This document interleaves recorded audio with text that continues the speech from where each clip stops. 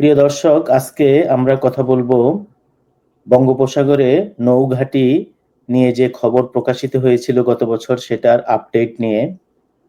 তো গত বছর বাংলাদেশের তৎকালীন প্রধানমন্ত্রী শেখ হাসিনা বলেছিলেন যে বঙ্গোপসাগরে একটি দেশ ঘাঁটি করতে চায়, এটা হতে দিচ্ছি না বলে কিছু সমস্যায় পড়তে হচ্ছে।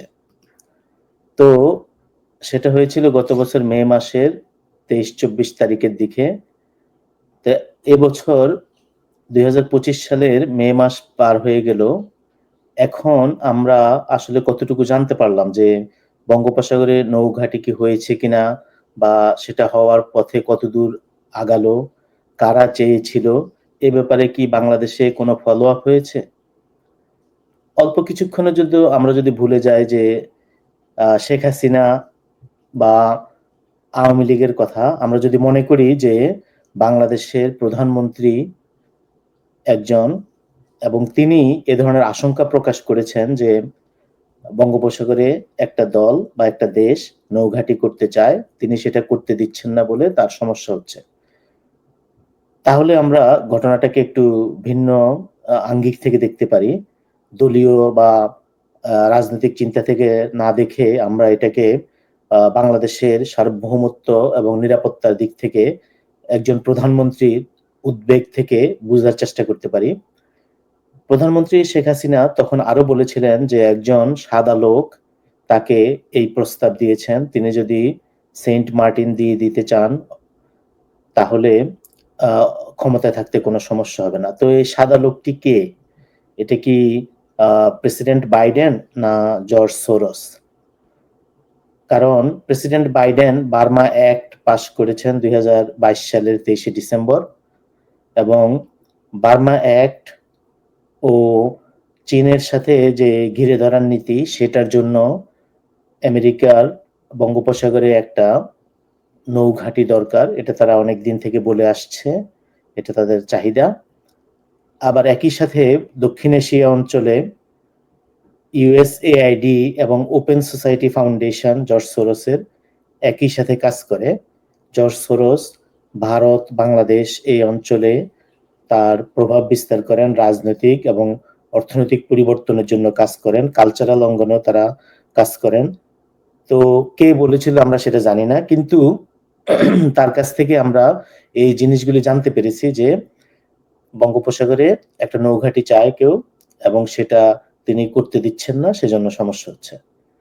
তো আমাদের পত্রপত্রিকাগুলো গত বছরের এই যে সংবাদটা প্রকাশিত হয়েছিল, তারপরে 1 বছর পার হয়ে গেল।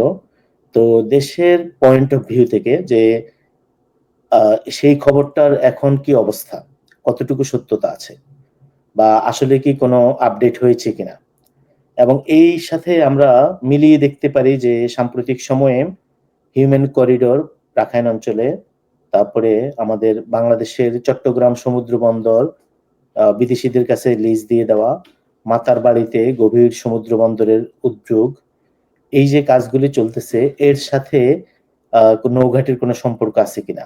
যদি থেকে থাকে তাহলে আমাদের মনে হয় যে নৌঘাটির বা এই যোগাযোগের কাজটা ভালোই এগিয়েছে 1 বছরে।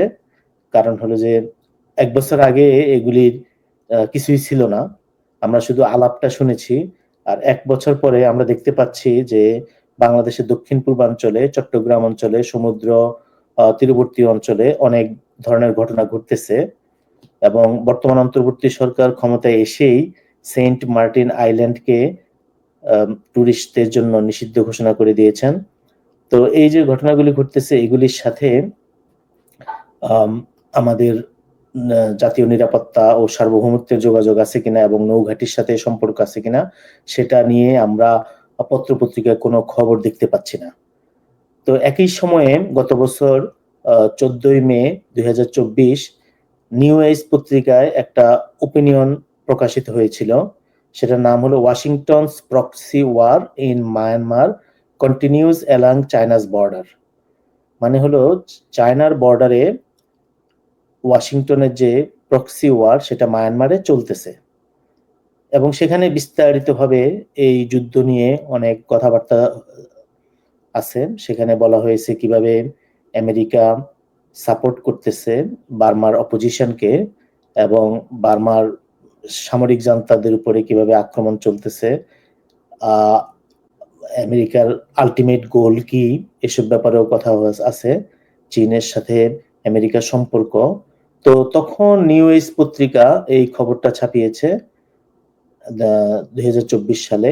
তো বর্তমানে 1 বছর পরে নিউ এজ কি নতুন কোনো আপডেট দিয়েছে আমাদের, বা বাংলাদেশের কোনো পত্রিকা এবং সাংবাদিকরা কি মানে এই বিষয়টা নিয়ে আসলে কেউ কাজ করছেন কিনা আমি জানি না আসলে, এবং আমার মনে হয় না কেউ কিছু করেছে, কারণ বাংলাদেশে বর্তমানে সংবাদপত্রের স্বাধীনতা, মিডিয়ার স্বাধীনতা 1 বছর আগের তুলনায় আরো খারাপ।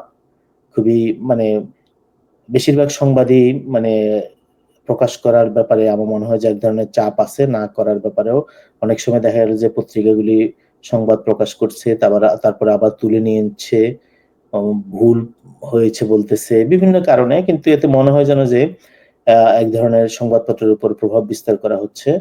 তো আমি আশা করব যে বাংলাদেশের নিরাপত্তা ও সার্বভৌমত্বের কথা চিন্তা করে যে বঙ্গোপসাগরে নৌঘাঁটি নির্মাণ নিয়ে 1 বছর আগে যে রিপোর্ট হয়েছিল বাংলাদেশের পত্রপত্রিকায়, এবং তৎকালীন প্রধানমন্ত্রী যে অভিযোগগুলি করেছেন সেগুলির ব্যাপারে একটা তদন্তমূলক প্রতিবেদন, এবং দেশের মানুষ আপডেট জানতে পারবে যে সেই আশঙ্কাটা কতটুকু সত্য ছিল এবং বর্তমানে এই আশঙ্কার কি অবস্থা। Thank you.